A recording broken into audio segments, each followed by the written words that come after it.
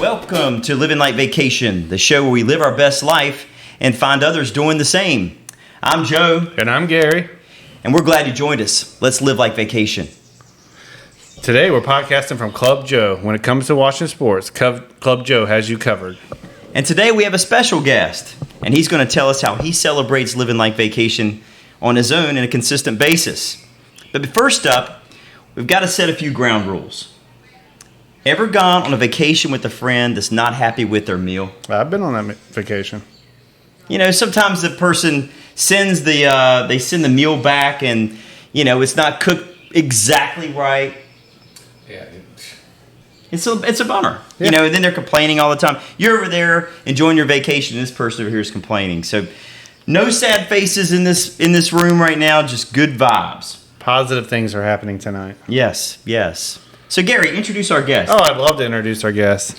As you know from the last show, we have an interest in having a local artist that's inspired by the area and how they live like vacation. So we reached out to Bryan Mayer, the one and only local country music star. Hello.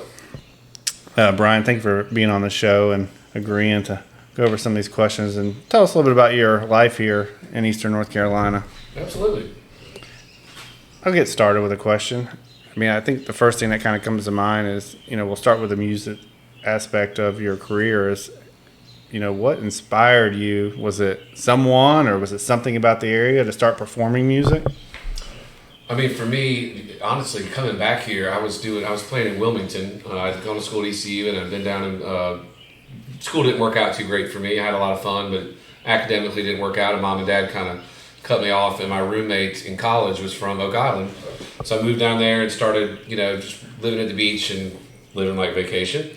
And started playing some shows and realized that I could make more in, you know, 2 nights playing music than I could working all week with some guy doing some construction. So that a little light bulb went off, and then the 9/11 attacks happened, and of course it was kind of almost somewhat similar to the pandemic as far as for entertainers' point of view. People were more glued to their TVs and they were staying home, so the numbers weren't as good out in the venues and the clubs and the restaurants and bars. So started losing work. You know, people were like, oh, we're that's the first thing to go. And so I ended up moving back here and just kind of, you know, I'm sure I'm speaking for you guys too. As I get older, I fall in love with New Bern even more and more and more. You know, I think at some point it's got everything you want and everything you don't want.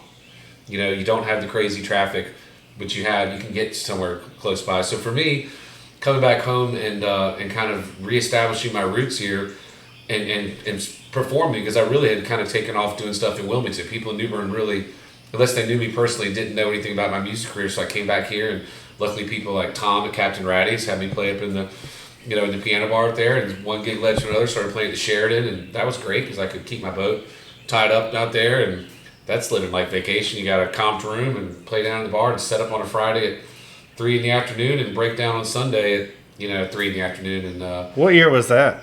That was 2001. How many bars were down there then?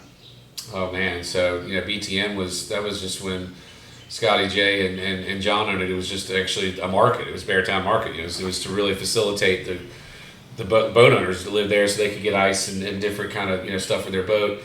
Gosh, I mean Theo's. I don't know if I'm going back now. I remember Theo's. Yeah, I remember Theo's. It's kind of dating us now, but Theo's with a little spot in the back and Diamond Jim's. Diamond Jim's. Yep.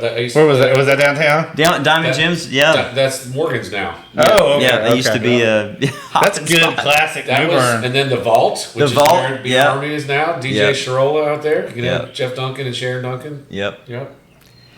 So you really you were kind of the beginning of that downtown scene. Yeah, I mean, really, in the beginning, that's where it all, music started. Because, I mean, obviously places like Greenville and Wilmington and college towns and even at the beach were doing it. And New Bern was kind of didn't have as strong of a music scene as they did. And now, you can go to different places and, there's, between Brown Pelican and, I played out at Cypress the other day. And there's now Captain Ratty's is doing some music, I noticed. And, now there's a lot of people, especially even the military, a lot of the Cherry Point guys come here to, guys and girls meet people in New Bern. And it's close enough. It's kind of a difference. They've been going to the beach a lot. They can come here, and downtown's growing, and I think it's great. Yeah. I remember those days when Captain Ratty's first opened up, and had like the different. They still have the different floors, but for some reason it feels a little different now than it did then. Yeah. But you were on the second floor. You would perform on the second floor, and I would watch you there. Yeah, I enjoyed that. Buzzy's Barge. Buzzy's Bar. That's what it was. Yeah. That's what it was. And you could get food there on the second floor. It was like it felt like a different restaurant. I don't know if that's what they meant to do at that time. I think. Yeah. I mean, obviously, I think they're trying to also, get the best bang for the buck and have as many floors as they can. But now, like you said, they've got the rooftop and and up there on the top floor, and you have Buzzy's Barge. Yeah, and I think it also helps separate. And I get it. Some people, if they go there, they didn't want to hear music. They wanted to have an intimate conversation with their significant other or friends, or they had a business meeting. They don't want to. They can choose where to go and say, okay, we're not just in this one level restaurant where, okay, this guy's playing and there's nothing we can do about it. So it gave people options. It gave the restaurant some options. How do you get inspired to write a song? Like, I've always been fascinated by that. When I hear a song like the "This Is Me" song that you wrote, how did you get to that place to be able to write that song? That would be the one I would have talked about for sure, because that song is pretty much kind of an autobiography of my life. For me, my dad passed away when I was 26. His dad passed away when he was 26. So hopefully, I've got my daughter Emma. Hopefully that we don't carry that tradition on. But my dad was a colonel in the Marine Corps, a really kind of conservative, kind of all-American guy, and I think and he loved music, but I think he knew, hey, you kind of need the real job, and he wanted me to kind of follow in his footsteps, possibly join the military, become a pilot. Even when he got out of the military and flew for FedEx, he sent this guy home to stay with us one weekend that was close to my age, and went out in the boat. He was trying to talk me to becoming a pilot, which is actually a very good job. But for me, it was music was my gift from God. I felt like, and that was my talent, and I. We kind of rubbed heads on that. I grew my hair out in high school and college and kind of screwed up and, didn't do well at ECU and got on academic suspension and blah, blah. And then, of course, he got sick, and he was 57 and he got lung cancer, and he never smoked at all. And so you think, okay, he's going to beat this or whatever. So not that I didn't take it seriously, but you just think, okay, my dad's thinking, like, he's got this. This is dad. He's tough as nails. He's a colonel, whatever. And it took took his life in 9 months. It was just pretty much a downhill slope the whole time. So I never really felt like I got to show him that I ended up doing what I love to do. And so for me, it was kind of a, hey, Dad, I know we didn't see eye to eye on this, but, I'm doing this, and I actually am able to help, support my wife and my daughter and things like that. So I wrote a song. That was actually in 2011. So it was 8 years later. I think I had some guilt built up. So I was sitting on my couch right here in Trent Woods, Foxhorn Road. Foxhorn, T-Dub, shout out. And so I came up with these chords, and I started writing this song, and I was like, okay, I want to say to him, hey, this is me, this is who I want to be. The morals you taught me are what I think really last, and the values you taught me. I didn't end up in the same job as you did, but I do something that I love to do, and that's one of the main things my dad said is, if you wake up every day and you don't enjoy your life and your job, it doesn't matter how much money you make. That's living like vacation. Exactly. It is. And I'll be honest with you. I know some people that are filthy rich that are miserable. Mm-hmm. I know some people that can hardly rub two pennies together and they're happy as a clam. Yeah. So, of course, you want to be able to have some sort of financial, independence or whatever. But at the end of the day, you can't just always chase the dollars. You got to, life is short, and you got to live like vacation and try to have that balance. Work hard, play hard. And so that song for me was kind of a to him to say, hey, I hope you understand that, I'm not, things turned out all right. And of course my buddy heard it, was like, that's a hit. And we went to Nashville, and unfortunately, actually the guy that really got behind it, Tommy Garrett, actually passed away yesterday. Oh. And yeah, with WRNS. He was the PD there for a long time years ago. And so, Tommy, we love you. And he got behind that song with Stokes Nielsen with the Lost Trailers, who produced it, and also Tyler King.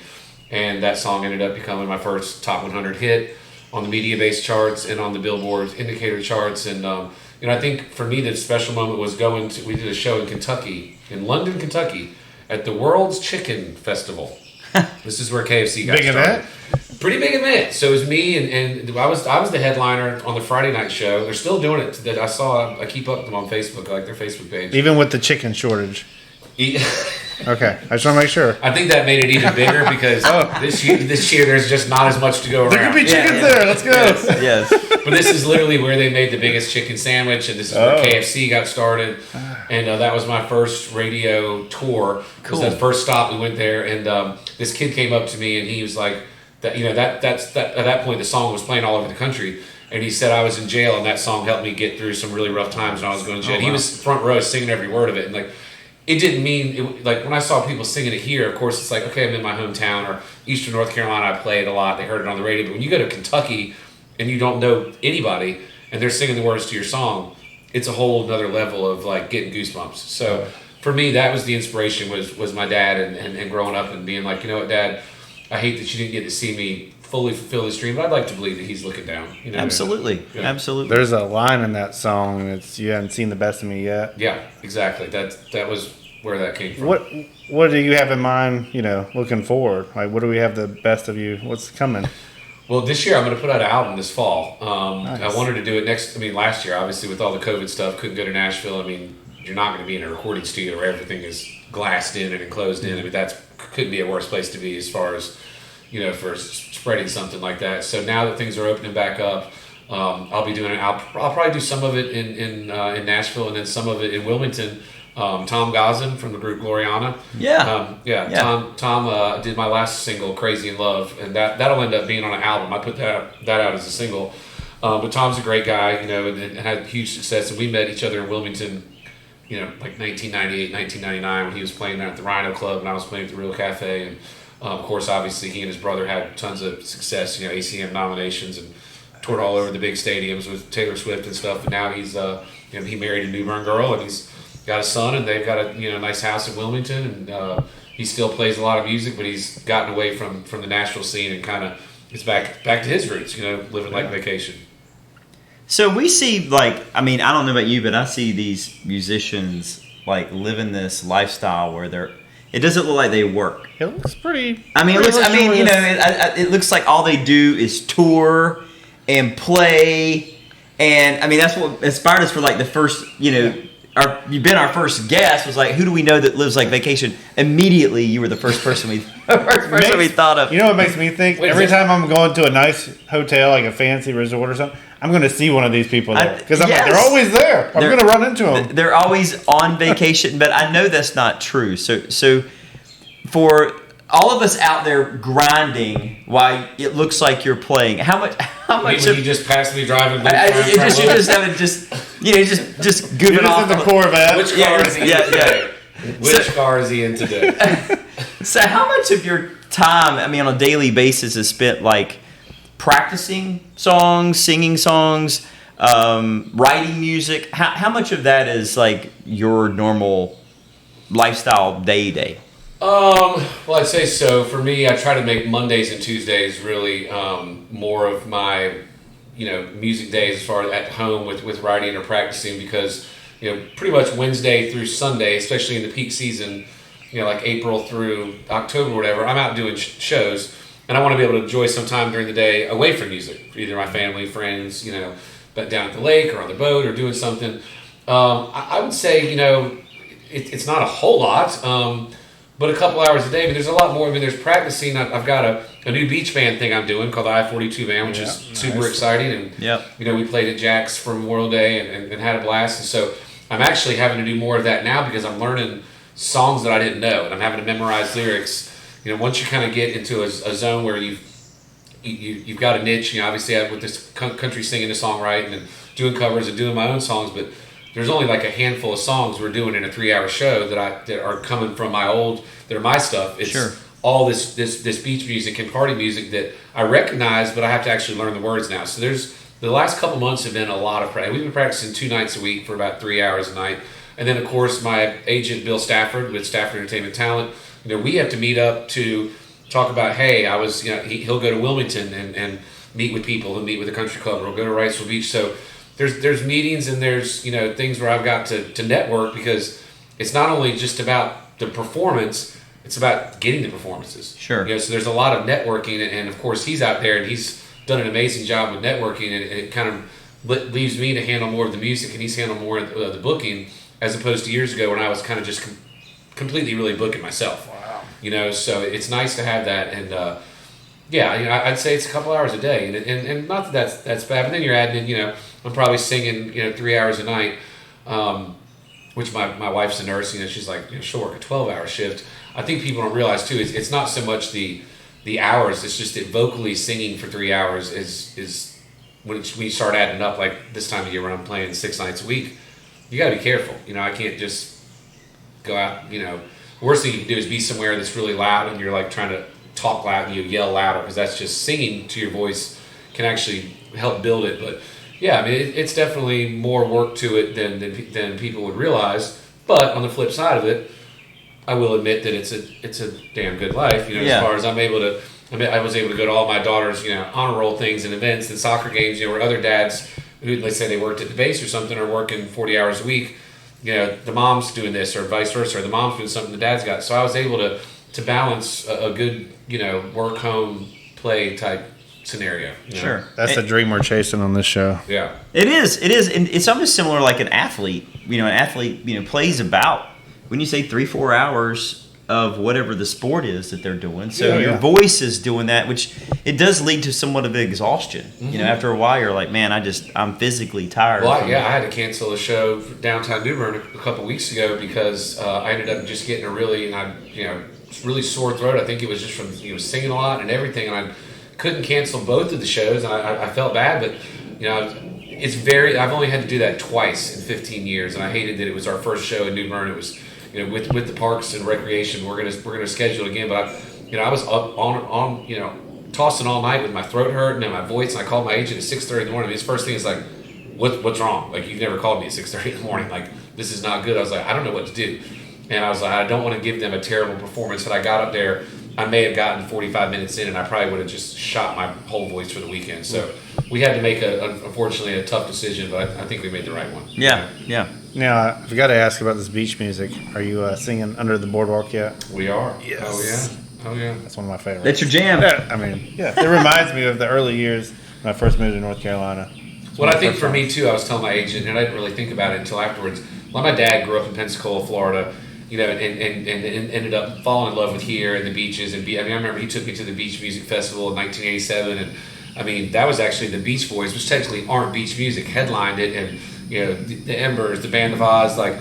And I'm old enough to when I was younger, you know, we didn't get Walkmans until a certain age. Like, I listened to what my parents listened to. So my dad, if he was alive right now, would love that I'm doing some of that 60s beach music stuff, because that's, you know, that was his, like, that's his, you know, drive around with the top down, you know, turning on, you know, the radio and listen to that old kind of music, you know. Kind of stuff with the Beach Boogies. Yeah, that's right. Blues. Yeah.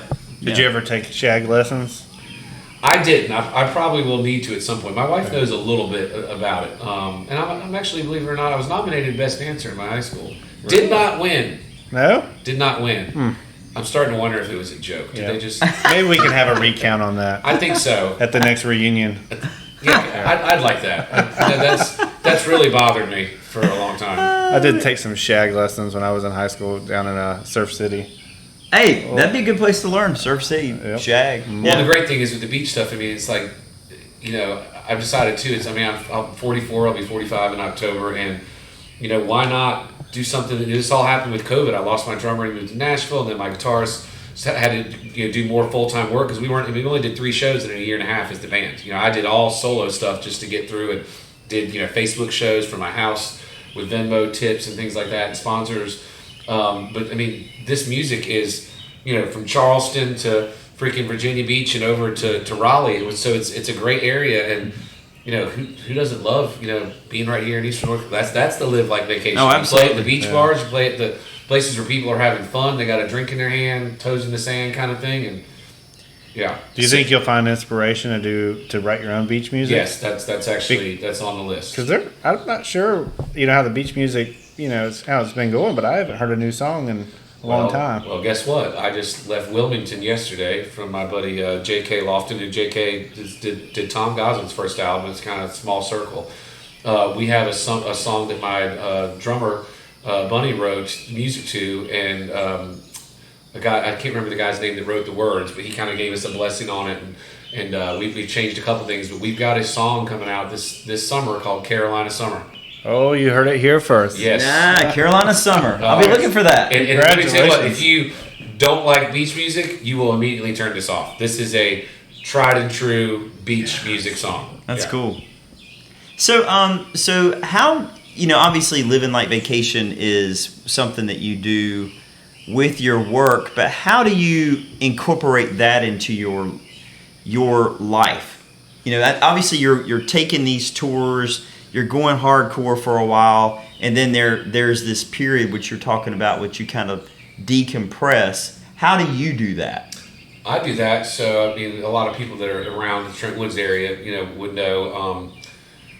It'd be 5 years ago, coming up on my daughter's birthday, we purchased a little piece of property in the corner of Highland Avenue and Steeplechase, which Walt Creighton's granddad, those guys dug it out to build the overpasses. There's a lake out there, and we bought 3 acres on the bottom, and I lived around the corner from that. Now I live on Colleton, but our friends owned it, and they were wanting to sell it, and most of it is swampland around there, so no one could develop it, and it kind of sat there in the market, and I went down there and just saw the lake, and just the vision popped in my head. I said to my wife, I said, we've got to do this. She's like, you're crazy, like we can't, I said, please just trust me, I know what I'm doing. And luckily we've turned that thing into what I call ILX, which stands for Inner Lakes. Because I like that name. instead of OBX, I need to get the stickers and shirts. I need to do that before my daughter goes off to college, because her and her friends have had a lot of fun down there, and it'd be fun for them to take those shirts and beer koozies or something as they all go off to different colleges around, mostly in North and South Carolina, obviously. But it was called Inner Lakes Properties, and so I went down there, and just a step at a time. We ended up, fortunately for me, some of the hurricane knocked down some of the trees, so it gave us a better view of the lake. And then I went down there and started putting up floating dock and a tiki bar, and it's just kind of really transformed into this little space where it's like our own little getaway. And the good thing is I can't be tempted to sell off part of it to somebody to build on or whatever, because you can't. I think we can build in this one spot, which I know we can, but the other parts around it, basically the other 3 lots, there's one lot we can build on, which is the one that has the view, are all swampland. So the Army Corps of Engineers and obviously all sorts of environmental people, it's not going to happen. So that was the selling point to me, because it's like, it basically forces you to have privacy. Yes. You can't say, someone can't come in and go, hey, I'll give you X amount of dollars and I'm going to dump a bunch of truckloads of sand in there and build it up, because we have, according to what my attorney has told me, there is, you've used up all your land that you can use, for that kind of stuff. The environmental stuff has to stay, which I think is great. So that's your vacation spot. It is, and the good thing is it's literally, it used to be 200 yards from my house as the crow flies. Now it's a mile around the corner. That's awesome. That's awesome. Shout out to attorneys for taking care of that deal. Yeah, exactly. Peter Bowler, here's Steve, buddy. So why do you think living like vacation is important in today's world? Obviously, you're doing it on a consistent basis, and you alluded a little bit of that with, what happened to you early on in Wilmington. You're like, this light bulb goes off. Mm-hmm. Why do you think that's important in today's world with the way things are now? Well, I think the more that people can find a way to do something that they love, it doesn't feel like as much of a job. Life is short. We only have X amount of years on this earth. And and like I said, my dad mentioned that over and over again. So to me, I did follow that rule, and I didn't follow a lot of them, but follow that rule. And to me, life is, to me, richness is quality of life, the quality of time. If you're, the good thing is I can kind of make my own schedule. Obviously, I can't take so much time off because I wouldn't be able to afford to support my family. But it's nice to be able to be your own boss. Yeah, that's what's nice to say. Hey.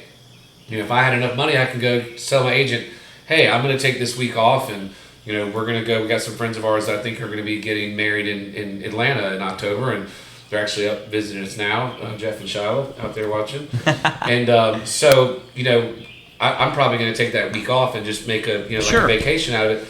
And for people that have a job that that they're not their own boss, they can't really do that. So. I tried to instill that in my daughter. She just graduated, class of 21. We were in high school, and glad we got to have a full-on graduation out there. And I said, look, do I want you to be poor? Obviously not, but you got to find that balance of finding something. Try to find something in college that you enjoy, and hopefully it pays enough money that you can live comfortably. You don't just chase the I think like we're learning now, like people that are learning trades, chasing the doctor lawyer dream. Everybody can't be doctors and lawyers because who's going to fix your house? Who's going to work on your plumbing? Who's going to do your electricity? Who's going to fix your boat?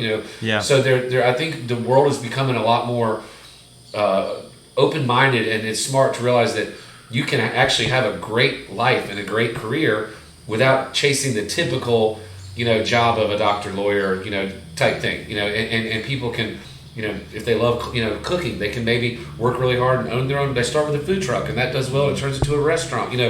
I want my daughter to do something that she enjoys, and hopefully she can build upon that. And that's living like vacation, in my opinion. Yeah, I would agree. When you love radio, so I mean, you would probably, you do it because you love it and you love getting out there and meeting people and being a part of it. And so that's led you to do something. I mean, you don't wake up every day and go, I mean, of course, every day is not like amazing, but you're still like, Absolutely. I love this and I like this. And Absolutely. I'm going to get to go see somebody today and convince them I'm going to help them with their business and advertising and stuff. Yeah. And I think that we have to just be mindful to take that time, like you were saying, on that Monday and Tuesday.